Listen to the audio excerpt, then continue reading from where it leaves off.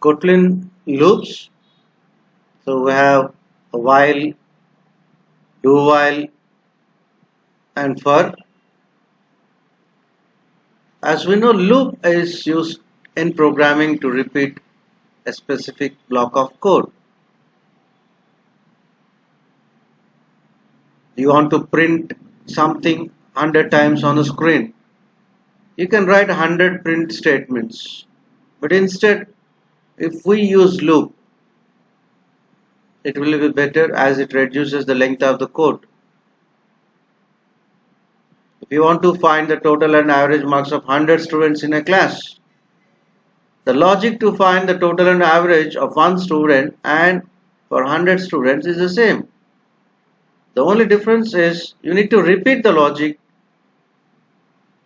for 100 students. The repetition is done using loops. So those who are having knowledge of C, C++, Java, and they are familiar with all these things.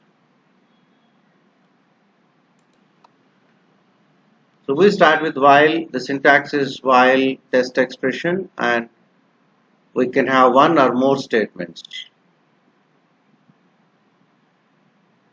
The test expression inside the parenthesis is a Boolean expression. You need to check the test expression first. If the condition is true, if the test expression is true, you go inside and execute all the statements which are specified in while loop. And again you check the test expression. If it is true, again you repeat. And this is done till the condition becomes false. Once the condition is false, then the loop is terminated. You just come out of the loop. Look at the flow chart. You check the test expression. If it is true, go to the statements, execute all the statements and back to test expression and repeat this till the condition becomes false. Look at this example. So we have one variable I is assigned with 1. What is the condition? I less than or equal to 5. How many statements are inside? We have two statements. One is println and plus plus I. So when I is 1, check the condition I less than or equal to 5. 1 less than or equal to 5 is true. If the condition is true, you go inside. Inside you print something line I means line 1 and I becomes 2 now. Again check the condition 2 less than or equal to 5 is true. You go inside and 2 is printed and so on. The body of the loop has only one statement, no need of using braces. But in general, even if we have one statement, people use braces. No confusion regarding that. The while loop executes a block of code infinite number of times if the condition remains true. You just come out of the loop only once the condition is false. Look at this example, line number 3, while true. Inside println Amrita. So Amrita will be printed. Again true. You go inside. So infinite number of times. There is no question of the condition is becoming false here.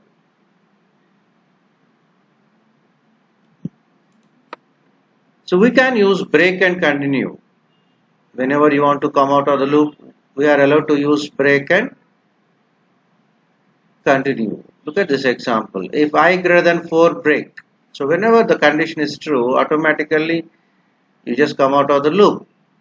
Similarly, you can use continue also. So as we know, while loop is top tested loop or entry control loop, whereas do while is bottom tested loop or exit control loop. The main difference is the statements inside the do while loop will be executed at least once irrespective of the result of the test expression which is specified. So we are not checking any condition at the beginning. You just go inside, execute all the statement once, then check the condition. If it is true, go back. So the code block, the statements will be executed at least once. So you execute the statements first, then check the condition if it is true, and execute the statements, and again condition, and so on. So we have programmed to calculate sum of numbers entered by the user until user enters 0. So to take input, we use the function readLine. Look at the do while loop. So inside we have enter an integer, input is equal to readLine. So you read the data, input dot toInt, you need to convert it into integer as we are entering numbers, and sum plus equal to, whenever you enter the data, is added to sum. So sum of the numbers which are entered by the user. And look at the condition, input not equal to 0. So whenever you enter 0, you just come out of the loop.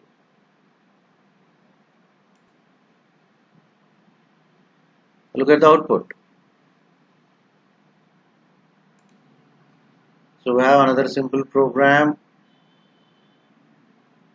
to print multiplication table of the input. Here the input is 2 and the multiplication table up to 10 terms. Look at that, while I less than 11.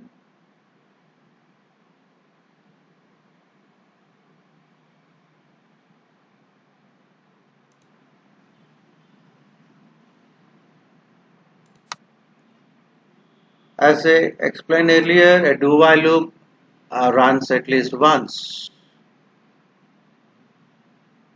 Look at this clearly. Num is equal to 100, println num, num plus plus while false. So before coming to the condition, the statements are executed once.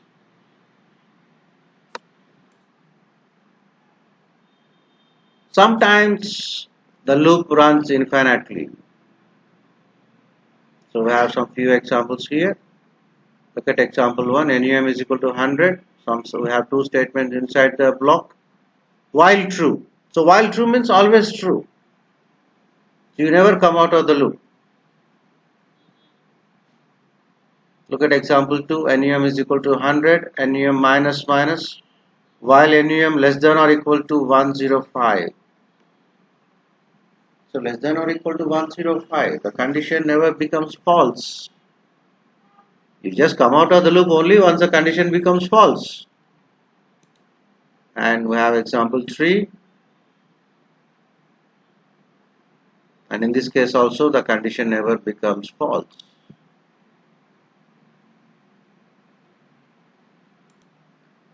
So the for loop is used to iterate a cycle through the elements of array, ranges, collections, etc. Look at that example. Here NUMS is a variable is equal to list of 25, 54, 68 and 72. For NUM in NUMS, no confusion regarding variable names, you can use XY instead. So println NUM. During each iteration of the loop, NUM has the next element of the list NUMS. So during the first iteration it is 25 and 54 and so on.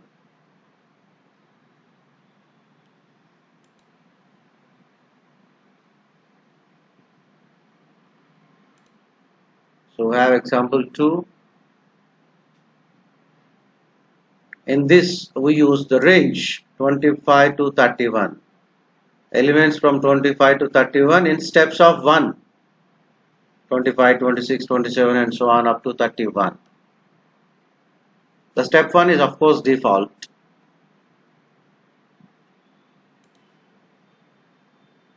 In this example, we use for loop to iterate over a range of elements. The range we take has a step value of 2. As I told you earlier, the default step is 1 and you are allowed to make changes. Look at this. Num in 25 to 35, step 2. 25, 27, 29 and so on. So you can also access the index of element along with the element. So look at that list of 25, 54, 68 and 72 for index comma NUM. In NUMS, dot with index. So with index, during each iteration, you shall get the pair index as well as NVM, the number. So look at the println index dot toString. You get 0, 1, 2, 3 plus NVM, that is 25, 54, 68 and 72. You need to observe the functions what we are using. As we know, string is a collection of characters. We can iterate over the characters of the string. Look at that, str is equal to Kotlin for chr in str. Chr in str println chr means you get all the characters printed one after one.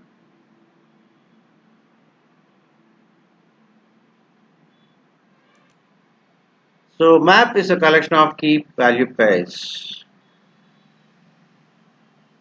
Look at that, map is equal to map of 6 to Kotlin, 7 to Android, 4 to Java. For key in map.keys, println key dot, so 674. And map of key, look at the square brackets for index, map of key. You get Kotlin, Android and Java.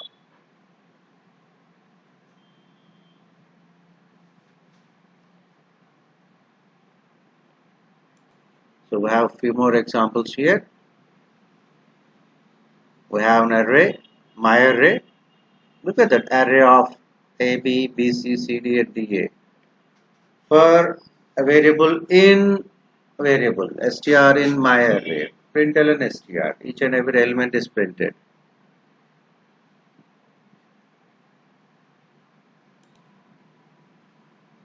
So we can also use array indexes. Look at that, for n in myArray dot indices.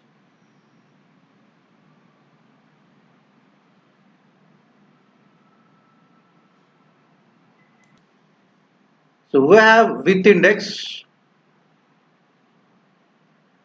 I already given an example. I am giving another example here. Look at that, for index comma value in myArray dot with index. And look at the output.